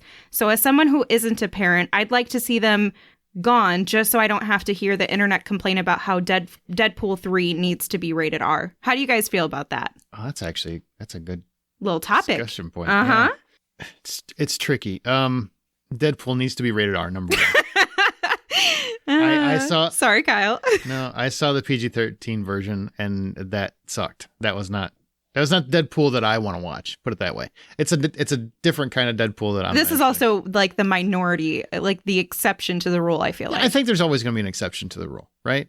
I do think there's a lot of people that really, really obsess over what ratings are. Mm-hmm. I remember, was it Expendables 3? I think where they went for a PG-13 rating, and people were mad that it was gonna. Well, you're cutting out all the good violence and da da da da. And if it's gonna be the Expendables, I need blood and gore and da da da. And I I don't think it was any less of a movie. Now, you might not have liked Expendables 3. I did. I was going to say it had some pretty bad ratings. I liked it. It's got a 32% on Rotten Tomatoes. You know what? I got to go write a review. I'm a tomato. I'm a tomato. I'm a tomato critic, whatever the hell it is. I'll go up there and try to spruce it up. I'll go to find all the movies I like that critics didn't, the other critics didn't, and I'm going to go and spruce them up and give them skewing the results. But I don't think it affected the movie at all. I still enjoyed it the same as I would have if it was rated R. I really just, I think sometimes it's overblown. Deadpool, I feel like would be the exception to the rule because that's the character. Now, I really think Deadpool needs to tone down on dick jokes. I think they go too far with that because I don't think it's necessarily that funny. And I also find it kind of lazy. I don't know. It was kind of funny in the first one. Except for, oh, God, was it all the holidays? That was good. Women's Day and whatnot. Mm-hmm. But overall, I think they go too far on some of that stuff. But I don't think most movies have to be rated R. Unless it's a really edgy script or it's trying to do something daring, dangerous, and controversial. I don't really feel like it needs to be rated R because PG-13 sells more tickets. Mm-hmm. Yeah, I think at this point the R rating should just go and just keep the NC-17. Oh, no. NC-17 and make NC-17 R. There's no way that would never work because NC-17 already has too much of a stigma. It does. I think you could get rid of NC-17 and just keep R and push a lot more content into PG-13 or something. But yeah, that's what I mean. But I think you couldn't actually use the title of NC-17. People would never watch it. They equate it to when you would have drive-in movies and they would show porn in the cornfield. This is Illinois I'm referencing. That would be NC-17. Maybe we can have, they're called Children of the Corn. Maybe we can have PG-13, we can have R, and we can have Are you sure your kids are ready for this? R, like just a bunch of R's. Just a bunch of R's. I'm trying to look out. It was triple X. Why not just triple R? I like it. That's VidAngel is actually interesting. This could be a whole topic unto itself. It could. But you could literally it censors not only the category, but it will actually remove scenes from the physical art itself. What? So if you don't want to see sex and nudity, they'll remove the scene completely from what you see. I wonder how that looks, though. I don't how does that get cut? How long is Basic Instinct in this thing? 3 minutes One scene. And if you want to remove like racial slurs or profanity, you can like literally take out like you bleep it on cable. It literally will remove the audio from the thing. I actually really like that. I really like the idea. Outlander's the example they're showing on the homepage, and I'm just like, that's kind of funny. Take out sex and nudity, and you don't get to see Outlander. Or just the language, removing racial slurs that are triggering to people, so they can watch something but not have to. Not have to go through and feel that. Feel the trauma. Yeah. But at the same time, and I'm not saying that not feeling your trauma and all that stuff is one thing. I was playing the devil's advocate for good audio content, but when is the art the art? And now you're messing with the art. But it's just for you. It's not for everybody. You're not affecting the art for everybody. It's just your personal choice. I do feel like that should be your option, right? People want to watch what they want to watch, how they want to watch it. It's no different than we select what streaming channels we want to watch and how we want to watch. That's fine. As long as you're not forcing it for everybody else, I'm okay with that. You start making it like you can only watch it through VidAngel? No, because I want all the information. I want the art. I want the art. I want to judge that director's decisions. Pants, no pants, all the pants, whatever. I want to make those decisions my own. I want to be offended. If there's too much male dong going on, I want to be the one that if I'm watching the Watchmen, I want to get the full Watchmen, is what I'm saying. So what I can do is I can go to a bookstore called Barnes and Noble Angel, and they'll have all the things that are like naughty, like whited out of the books. If you get I think if you have the the audiobook, they could probably adjust it. Sure. It just, this and that's the book. That would be fun. It just sounds like broken audio the whole time. Stephen King books would be much shorter. Finally. Most books would be much shorter. Finally. That's the question, right? Like, I understand people want to protect what they want to be protected. That's fine. If you want to, and VidAngel's a paid service. So it's like you are paying for the service. It's not like it's a free thing. But I don't know. It's like, it was created a certain way to say something specific. So different than when you watch it on TV. Right to tamper with art. It's no different than when we watch it on TV. It's neutered for TV. I don't watch neutered stuff on TV. Well, it's no, stupid. but that's your choice. Just like VidAngel is their choice. Mm-hmm. Right. It's no different. Interesting. I think it was a great topic. It was. We'll know more when people listen, if they still listen to it, But we've got one more thing to get to before we. I guess it depends on what this program is rated. Well, we said the F word 3 times. But let's not talk So about rated it. So we're already NC-17, so no one's going to listen to this at all. No, was talking about it in an educational situation. It was very much about educating listeners. Context. It was context, and context matters. Like if I were to say, fuck you, Troy, it's context. If he were to say, Troy, I want you to fuck me real hard later tonight. Jesus. In the bum, that would be NC-17. Offensive. That would be offensive. Or some people might be interested in boostourpatreon.com/The Hollywood Outsider. It sounds like you're making it sound like I'm talking to Troy. I'm offended. Share your thoughts That's on got this. a great idea. We could actually double dip on that, Aaron. Jesus. Share your thoughts. Double dip. Share your thoughts on this episode or anything we else. Go three-way with that one, actually. Facebook group. God damn it. Or Twitter @BuyPopcorn. Our site is thehollywoodoutsiders.com. You can email us feedback at thehollywoodoutsiders.com. Please rate and subscribe. Maybe not this episode, of how it turned out, but on previous episodes, please do. And you can find John's artwork on Insta and Twitter and @RJohnDraws. Amanda on Veronica's Marshmallows and Smirk and @Sink Into This. Troy @Troy Heinrichs and the Blacklist Exposed. And Troy and I are back on Beyond Westworld, which started this week because we talked about the trailer. So you can find Beyond Westworld in your podcast feeds, and we'll be coming back for season 4 in June. But we do have a new episode out, so you can find that. And I'm also on Presenting Hitchcock and @Aaron Smirks on Twitter. Before we go, Movie Manners. We've talked about this before. It's where we kind of take a look at what really pisses us off when we go to the movie theater, or what we wish more people would do, etc. So I wanted to know, because we've talked about cell phone usage before, people on their cell phones and their flashlights, and they're so important, and they got to post on Facebook while they're watching and their the movie. watches. Yeah. Oh God, the watch. I've got one. It drives me nuts when it starts lighting up. I have to turn it off now. So what is the biggest distraction in a movie theater for you outside of cell phone usage, Amanda? Being near me. Just okay, people being near me. That doesn't No. fair. Seriously. It's a distraction to me especially if it's a sold out movie theater near sold out, I understand if you're going to be close to me. But if there's plenty of seats and you still choose to sit within 1 or 2 seats of me, either next to me, behind me, or in front of me, you are now a distraction, because all I can think about is how inconsiderate you are that you felt the need to select your seat this close to mine. So I have to hear you chatter. I have to hear your mouth move when you chew. I have to feel your feet tapping or shaking or something. So you want a diamond of solitude. I do. You know what happened? Front, sides, back. Yeah. When COVID hit and AMC auto blocked seats around you for COVID safety. I need that in my life for the rest of my life. I would pay a premium for that service. You can literally pay that premium. Buy 5 tickets. Not that high of a premium. I'm talking like $3 premium. But that's the thing that drives me crazy, is if there are plenty of seats and you still choose to sit right next to somebody else, you're a distraction to my entire life now. Damn. All right. Well, Troy, don't go to a movie with Amanda's in. She doesn't want people near her. He can if I chose to go to the movie with him. Oh, well, la-di-da. Because then I'm expecting you to be part of my group. Hello, Sir Troy. You may sit next to me.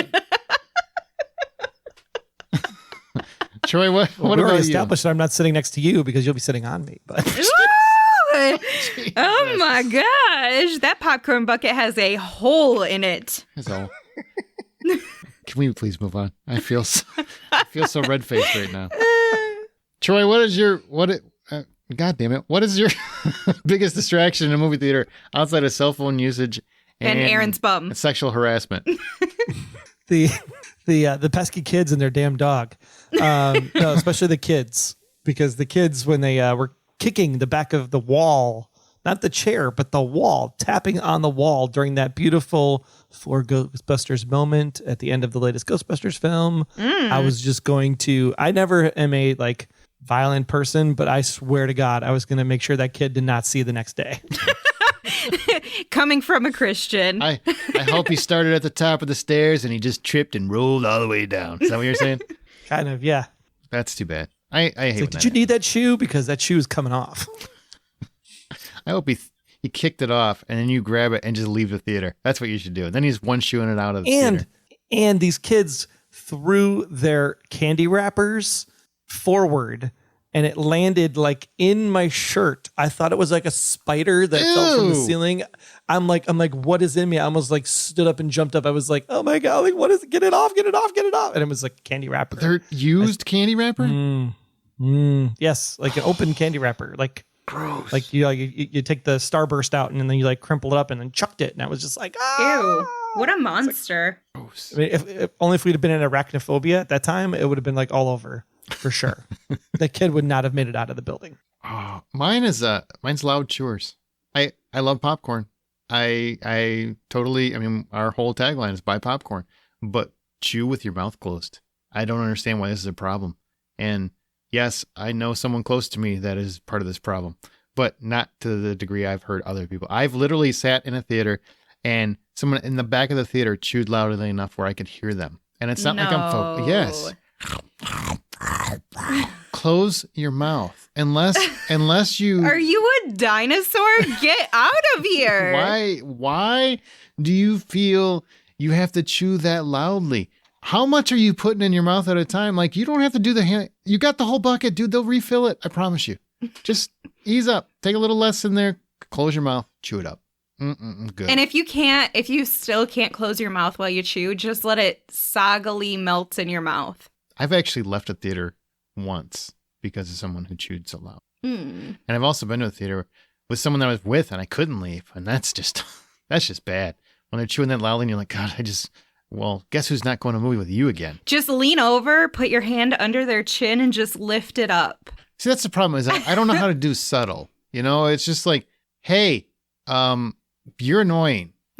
That's really rude.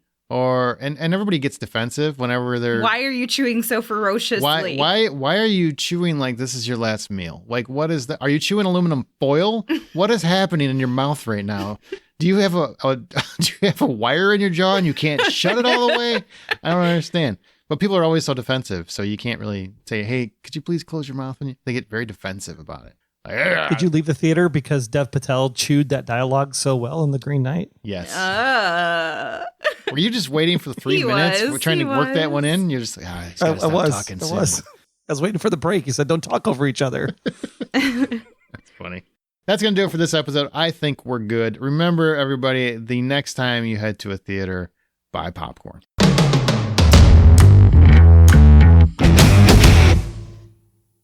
And close your mouth. God damn it, right? Fucking close your mouth. But don't say, "Hey, fucker, close your mouth." Yeah, and don't say, "Hey, fuck me in the mouth." Right. Those are the things you can't say.